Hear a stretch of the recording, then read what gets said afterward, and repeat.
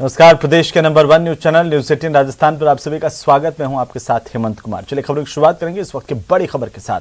राजसमंद के देवगढ़ से बड़ी खबर है, जहां पर पुजारी हत्या केस में बड़ी अपडेट सामने आ रही है। धरने पर बैठे परिजनों के प्रशासन के साथ बातचीत हुई है। सांसद दिया कुमारी समेत बीजेपी के अन्य नेता यहां पर मौजूद रहे, जिसमें मांग की गई सरकारी नौकरी, आर्थिक मुआवजा, साथ ही एक भूखंड भी देने की मांग की गई है। और यह कहा गया कि मांगे माने जाने पर ही धरना खत्म होगा। प्रशासनिक अधिकारी मांगों को लेकर विचार विमर्श कर रहे हैं। तो राजसमंद के देवगढ़ से बड़ी खबर, पुजारी नवरत्न प्रजापति हत्या केस में बड़ी जानकारी सामने आ रही है। परिजन पुजारी नवरत्न प्रजापति के शव को लेकर के देवगढ़ पहुंचे। इससे पहले उन्होंने शव ले जाने के बाद उपखंड कार्यालय के सामने प्रदर्शन किया।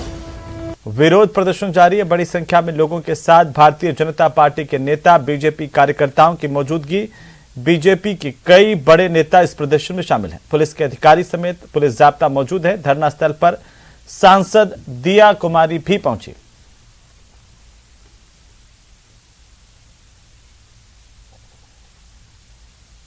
और आज हमारे बीच में वो नहीं रहे। तो इस तरह का जो आतंक हो रहा है, जो माहौल है, इसमें प्रशासन पूरी तरह से सरकार से मिला हुआ है। राजस्थान सरकार के ये आंखों के नीचे हो रहा है। तो इनको जवाब नहीं देना होगा क्या? कौन जवाब देगा?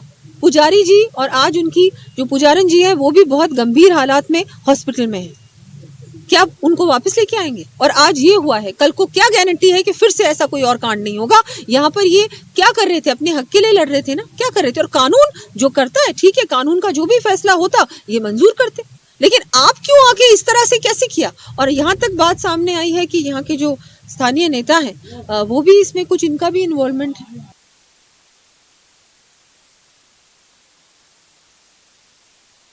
शव को लेकर के देवगढ़ में प्रदर्शन कर रहे हैं। ज्यादा जानकारी के साथ अलकेश सनाडे हमारे संवाददाता फोन लाइन पर हैं। अलकेश, क्या अपडेट है इस पूरे मामले में? जी, मैं आपको बता दूं, करीब 4 घंटे तक जो चली समझौता वार्ता के बाद अब पीड़ित पक्ष है उनके बीच और प्रशासन के बीच सहमति बन चुकी है।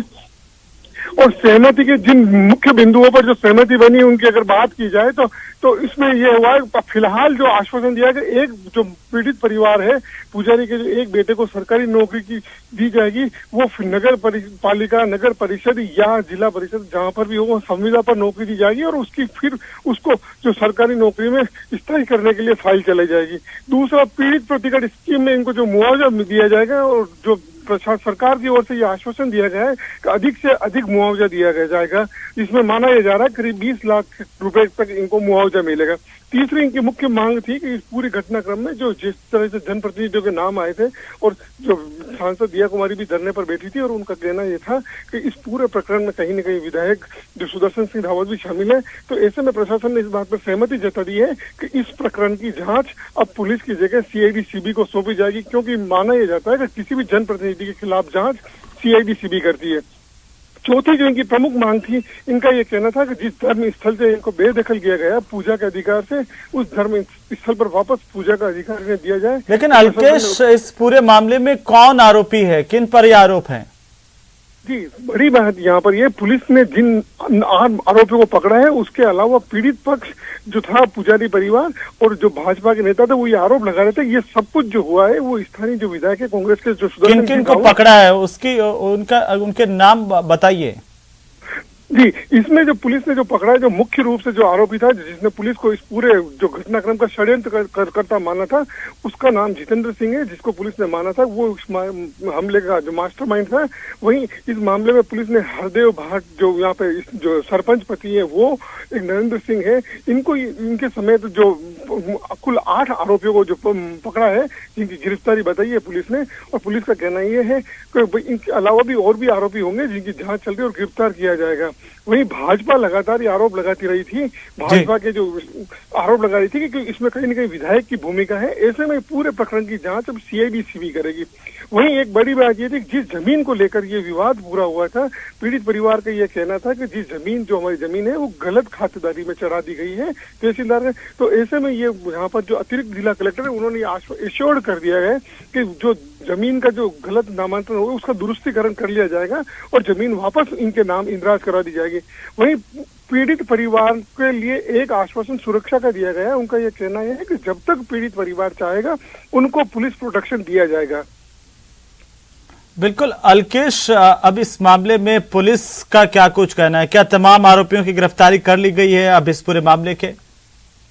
जी, इस मामले के फिलहाल तक अभी तक जो फिलहाल इस मामले के जांच अधिकारी है बेनी प्रसाद मीणा, हमारी उनसे बात हुई अभी कुछ देर पहले, तो उनका ये कहना है कि हमने अभी तक जो मुख्य किरदार हमारी पूछताछ में सामने आए हैं उन सभी की गिरफ्तारी हमने अभी तक कर चुकी है और उसके अलावा भी कुछ व्यक्तियों को हमने हिरासत में ले रखा है जिनकी संदिग्ध भूमिका की हम जांच कर रहे हैं। जैसे जैसे अनुसंधान में उस आरोपी की भूमिका क्लियर होती जाएगी तो उनकी गिरफ्तारी की जाएगी। उनका कहना है कि गिरफ्तारी अभी ऐसा नहीं बता सकते कि गिरफ्तारी सभी की हो गई है, कुछ और आरोपियों की गिरफ्तारी इस प्रकरण में हो सकती है।